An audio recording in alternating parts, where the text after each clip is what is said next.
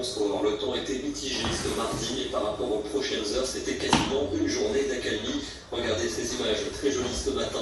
Les premiers flocons de la saison observés à Bonneval-sur-Arc dans le département de la Savoie. On est à 1800 mètres d'altitude.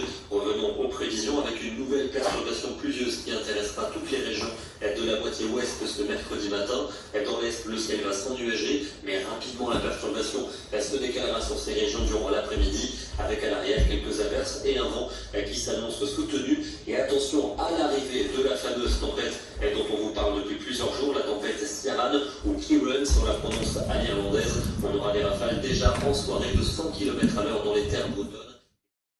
J'avais 5 ans lors de mon premier contact avec une moto. Une expérience qui allait me laisser une empreinte dans ma mémoire. C'était une bécane style motocross qui appartenait à mon oncle.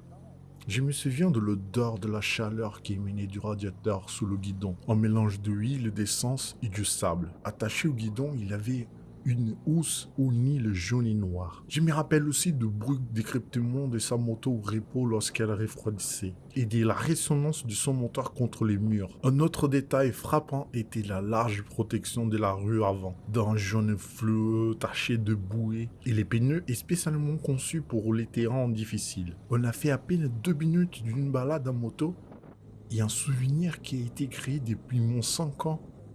Incroyable, n'est-ce pas? Avez-vous déjà pensé à la vitesse avec laquelle un souvenir peut se former? Selon les savants, la consolidation de la mémoire est déclenchée dans le cerveau à partir des événements marquants, soit émotionnels, soit traumatiques. C'est pour cela qu'on doit prendre soin de chaque moment de notre vie, pour que les souvenirs puissent être les meilleurs possibles.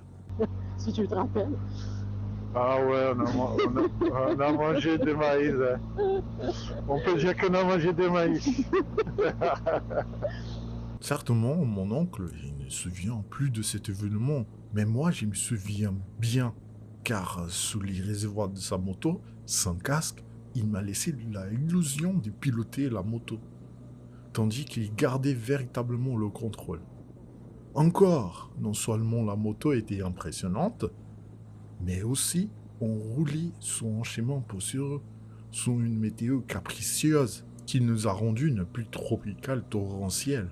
Cette expérience n'a pas seulement été ma première sur une moto, mais aussi l'occasion de ma première angine, avec tout qui va avec. Mal de gorge, fièvre 39 degrés et mes yeux qui ont piqué toute la nuit. J'avais été exposé à la poussière et à l'eau pendant tout le trajet, subissant les caprices de la météo et de l'aventure. En moto et sans équipement adéquat, on est à la merci de la météo et de toutes les conséquences qui peuvent venir avec. Cette vulnérabilité face aux éléments de la nature et aux aléas de la route souligne la délicatesse de chaque instant. Chaque seconde vécue s'ancre dans notre mémoire. Cette même vulnérabilité nous permet aussi de vivre au présent et de se sentir libre. Ces sentiments est la raison pour laquelle chacun de nous décide de enfourcher nos motos et rouler quelle que soit la météo, en concevant ainsi des souvenirs inoubliables.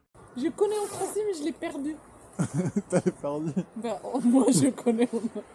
Tu connais en portugais? Je sais même pas qui est-ce que c'est. C'est le béjar. C'est un baleine? Ah oui. Arrête de dire baleine. Tu sais c'est quoi les baleines? Oui, c'est Tu dois te prendre un aquarium. c'est des gros poissons.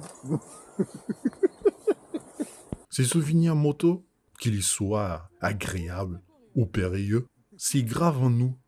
Cela nous forge, nous donne la perception plus aiguisée des périls de la route à venir. Cela nous aide à reconnaître nos limites et nous donne l'opportunité d'explorer de nouvelles issues, tout en continuant à simplement avancer.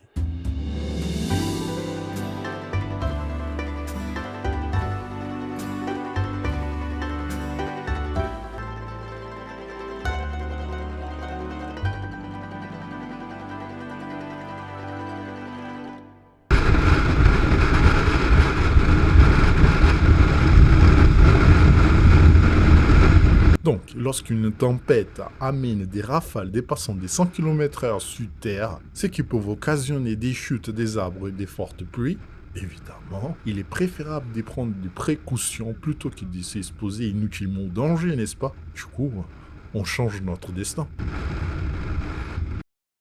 Donc, On s'est dit, on va atteindre Genève déjà, on va sortir du territoire français. On vous laisse découvrir avec nous notre trajet et aussi cette aventure. On décide des dernières minutes d'échanger notre route, car hors des questions de rester à la maison pour cette occasion si importante. La Rochelle attendra encore quelques mois. Nos souvenirs de notre première balade à vélo pourront partager sa place avec de nouveaux souvenirs. Du coup, on tourne vers l'est. On a vu que les vents se feront plus légers autour des 35 km/h. Par conséquent, plus à l'est et plus on sera en sécurité, bien protégé par les forêts d'Orvaigne et les reliefs de Rhône-Alpes. GPS marque Genève.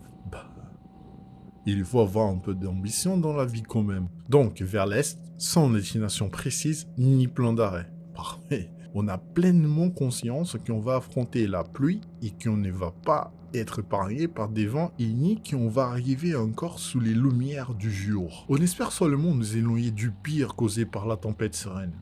En trouvant refuge dans les splendeurs de forêts de Centre-Val de la Loire, même si les saisonnements du vent se font bien présents, à chaque entrée et sortie des petits villages ou des forêts, on se sent récompensé pour nos efforts contre les vents croisés. On prend plein les yeux les étendues des champs agricoles, les zones rurales, ainsi que la luxuriance de la nature provinciale contrastant fortement avec les paysages urbains auxquels on est habitué. De plus, la fréquente présence des chasseurs pratiquant leur activité dans les bois français évoque en moi l'autre contraste saisissant. La seule chasse que j'ai connue au Brésil était celle des policiers poursuivant des criminels dans les rues de la ville. En effet, à São Paulo ou à Paris, la vue d'une personne sans uniforme armée d'un fusil est un signal d'alerte immédiat, souvent synonyme des dangers et des fuites. Par contraste, à la campagne française, j'y ressens une tranquillité notable lors de mes promenades dans des espaces isolés, loin des agitations urbaines. J'ose espérer que cette impression de sécurité ne me trompe pas un jour. D'ailleurs, toutes les forêts cachent des énigmes. Alors de notre passage à travers 2 forêts de loches, nous avons découvert des repères en format de pyramide, vestiges du XVIIIe siècle qui servaient jadis de pont de rencontre. Les traditions des chasses y sont toujours vivantes. Les chasseurs y stationnent leurs véhicules à proximité de ces marques pyramidales, avant de s'aventurer dans la traque du gibier. Au Brésil,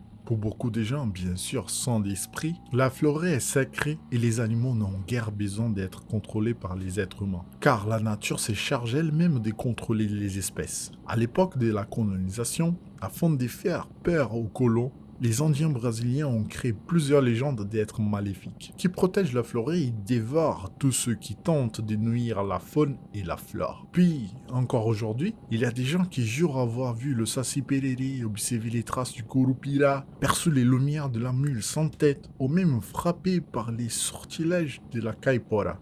Bref, en France, semble-t-il, les chasseurs ont bien pris le dessus sur les esprits légendaires censés de protéger les forêts. En continuant notre route vers l'est, laissant derrière nous ces chasseurs et leurs coutumes ancestrales, alors que nous nous éloignons de la forêt, la fatigue se fait sentir. Et nous comprenons que des pauses régulières sont nécessaires pour reposer nos jambes, endolories par la position constante sous la moto. Il faut que j'échange les gants. Ouais. Sérieux, t'as d'autres? Oui. Oh, je meurs de froid. T'as froid? Mm. Tu veux mettre quelque chose d'autre? Non, vas-y, on continue déjà. Ah, tu veux changer?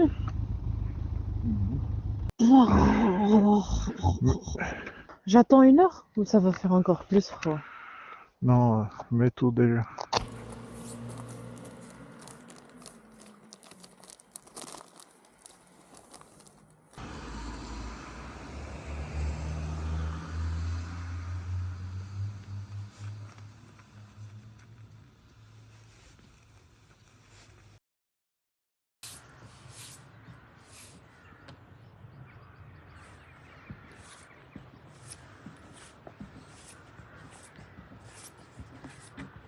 Ces arrêts offrent également des moments d'émerveillement. Nous avons ainsi eu l'occasion de découvrir des endroits splendides comme l'étang de Mereuil-sur-Arno. À l'occasion, j'ai également appris que de nombreux lacs et étangs en France sont des constructions artificielles, en effet qui m'étaient juste alors inconnues, après un grand trajet à moto. C'est curieux parce que il semble que la nature en France n'a pas de chance, quoi. Les municipalités creusent ces étendues, créant ainsi des réservoirs appelés de plans d'eau. Polyvalents, ces plans d'eau servent à diverses fins. Par exemple, l'étang de Mereuil-sur-Arno est aménagé en plage, en site touristique et pour des activités sportives nautiques. Néanmoins, la base de tourisme dans la région a conduit à la fermeture du camping municipal. Cela n'est mis sous prendre guerre, car isolé des grandes voies routières et dépourvu des autres attractions locales, ce lieu pittoresque demeure une découverte fortuite pour des voyageurs épuisés comme nous. Je tiens à recommander ces étangs à quiconque désire d'explorer la région du Cher et du centre-val de la Loire. C'est un endroit idéal pour se reposer avec la famille ou étirer ses jambes tout en profitant du charme discret de ce petit bijou naturel.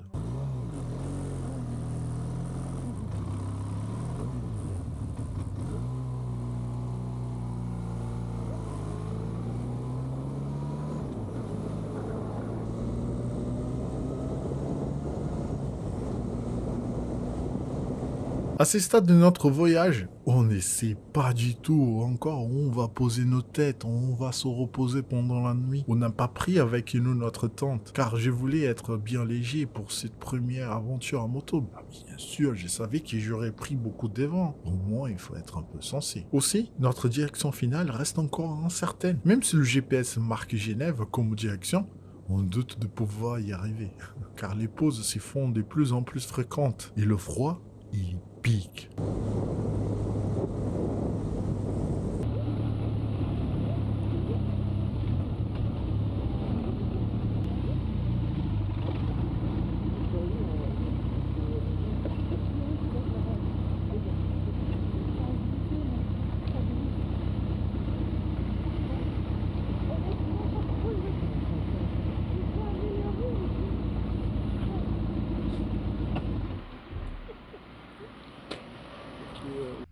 Néanmoins, désireux de passer par le centre de la France, déjà on est proche, nous faisons un arrêt pour contempler ce lieu de calcul controversé. Bah, quoi dire? Il n'y a pas grand chose à voir, à part un poteau solitaire arborant le drapeau tricolore. Même la plaque commémorative est endommagée et elle n'a jamais été réparée. Ce qui est regrettable. C'est triste de constater le peu d'attention accordée à ces ponts centrales du pays.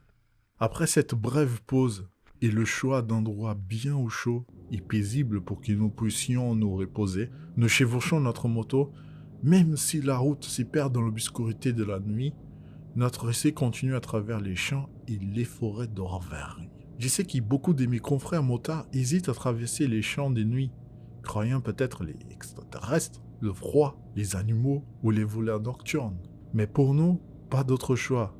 Il nous reste encore 2 heures de route. Nous avançons prudemment et attentifs au bord des routes jusqu'à atteindre finalement notre destination. Vichy. Allez, bonne nuit. Des boissons, ça fait déjà trop tard.